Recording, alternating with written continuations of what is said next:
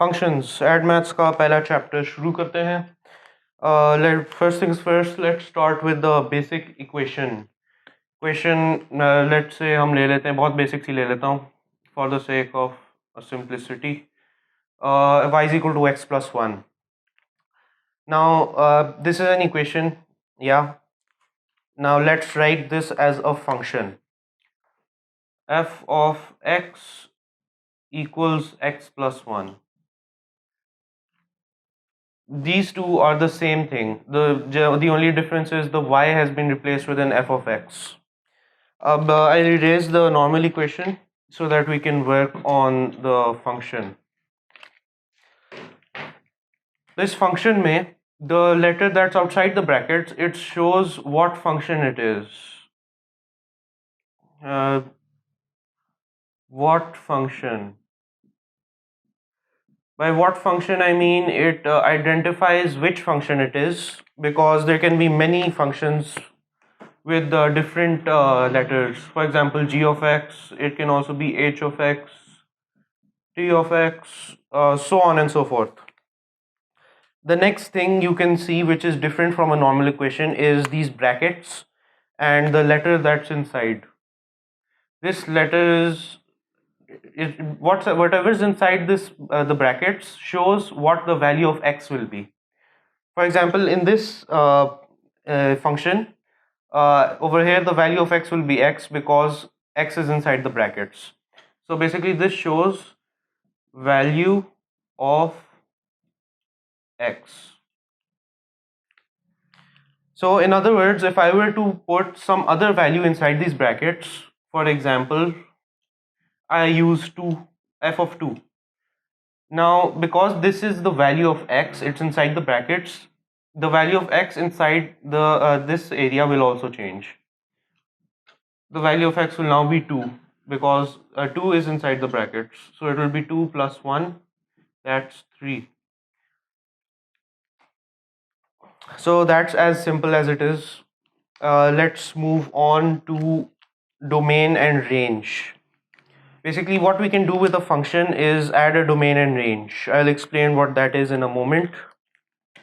Let me just write it down. Domain and range.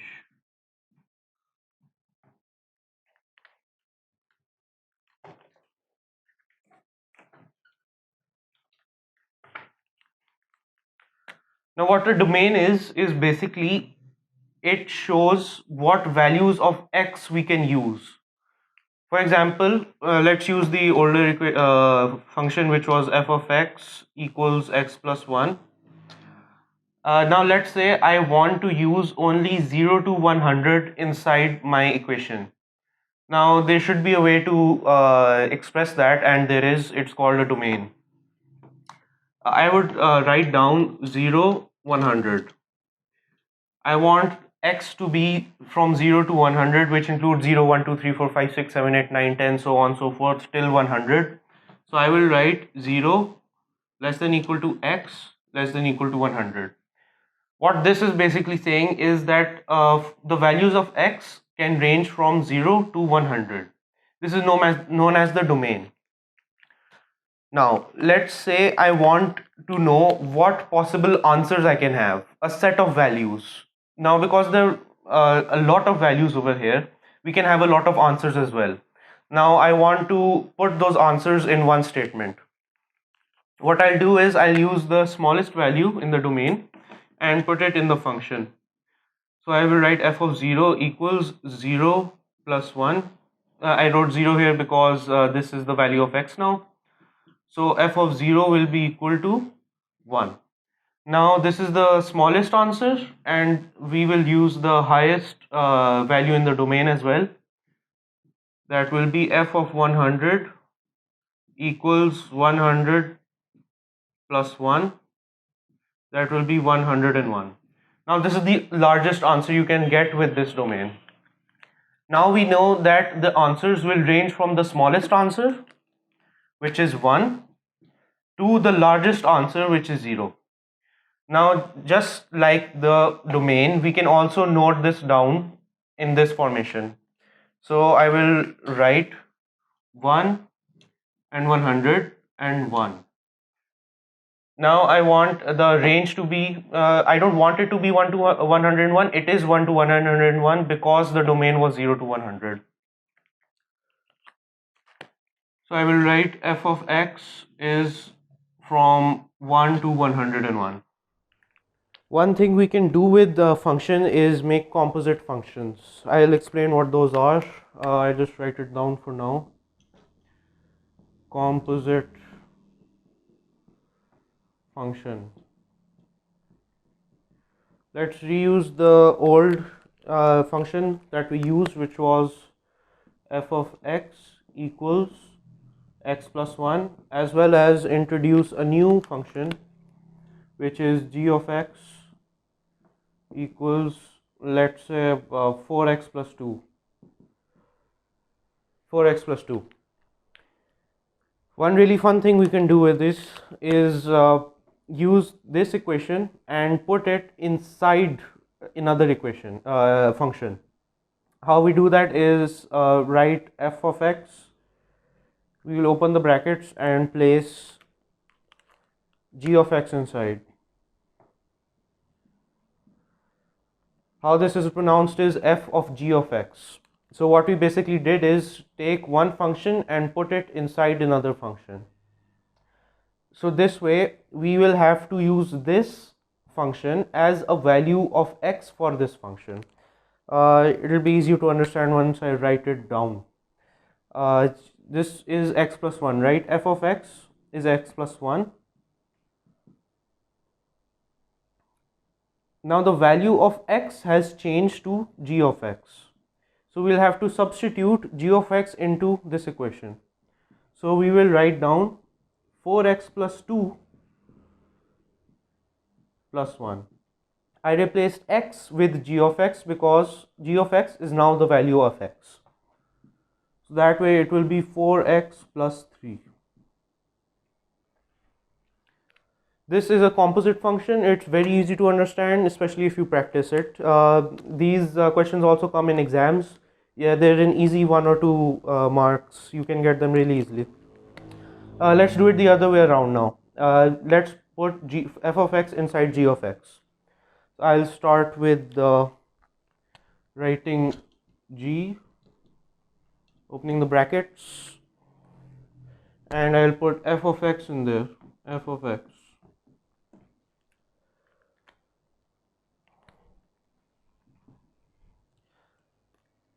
So I'll write the function g, and in place of x I will put f of x.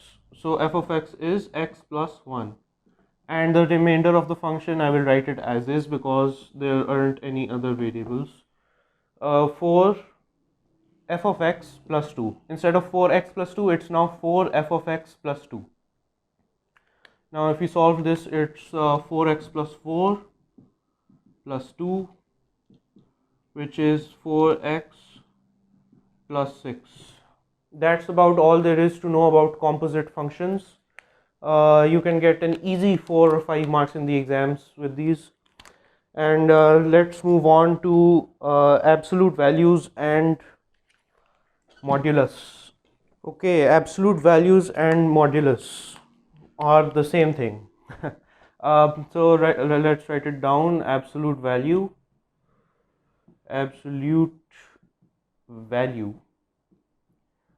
and modulus, they are the same thing. There's 2 different words for the same thing.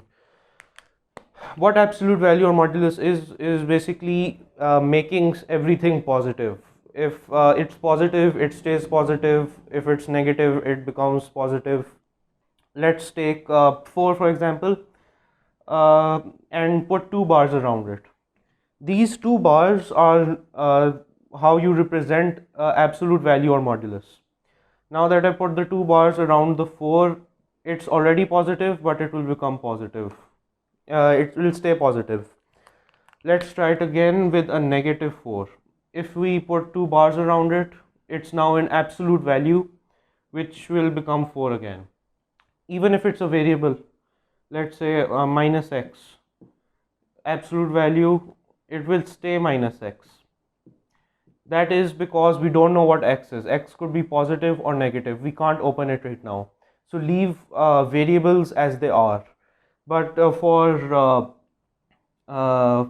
for constants, you can always turn them into positives. For example, minus 6, it will become 6. So all absolute value is just making everything positive. The last thing in this chapter is learning how to draw a graph of a function.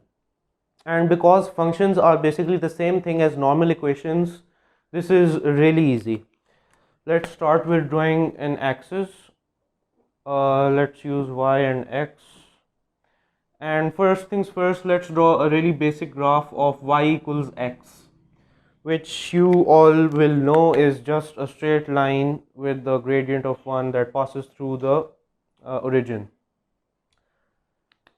This, if you are able to sketch this, you already know how to sketch a function, because functions and equations are basically the same thing. The just method of writing them is different.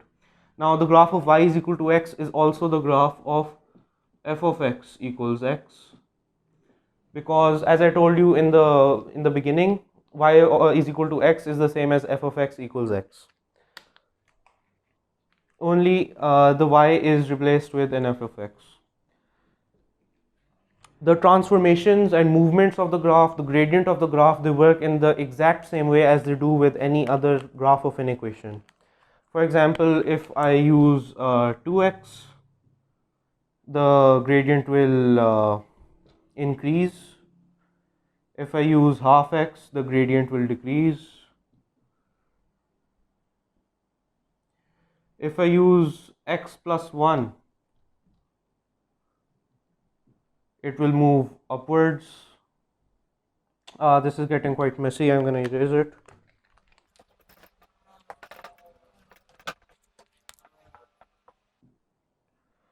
So basically, they work the exact same way as equations graphs. There's nothing to worry about. It's the exact same thing. The last thing that we have to do is sketching a graph of a modulus function. I just taught you modulus right now, making everything positive. Now we'll just have to do that on a graph. So let's start with f of x equals x plus 2. A fairly simple graph. It's a basic graph, but it's raised 2 points upwards.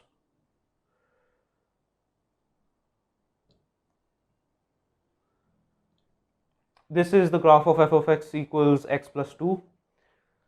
And if we were to add a modulus, we are basically making all the negative values positive. Right now the positive values are above here, okay? This whole line is positive and this area is negative. Now what we have to do is make the negative area positive, because that's what an absolute value or modulus does. So in order to make it positive, we just have to reflect it about the x-axis. If this is like this, I'll just flip it over and bring it to the other side of the x-axis, and it will be like this. Now I'll just erase the lower part, and what you see before your eyes is a graph of a modulus function. It's that easy. Just draw it without a modulus function and reflect it off the x-axis. That's all there is to it. Now as a last exercise, I'll make a quadratic equation and apply modulus to it.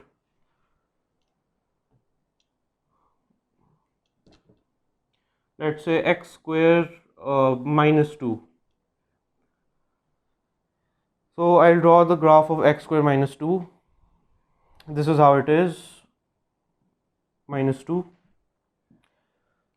Now the same thing as before, the area below the x-axis is negative. This part is negative. We have to make this positive. To make this positive, we will just take it and flip it. And this is how it will be. And this will be minus 2. It's a bit rough, but that's how it will look. and erase the lower part. This is the graph of another modulus function. So this will now be modulus. This is the modulus graph. And that's all there is to the first chapter of functions. I'll also be uploading the rest of the chapters of add maths as well.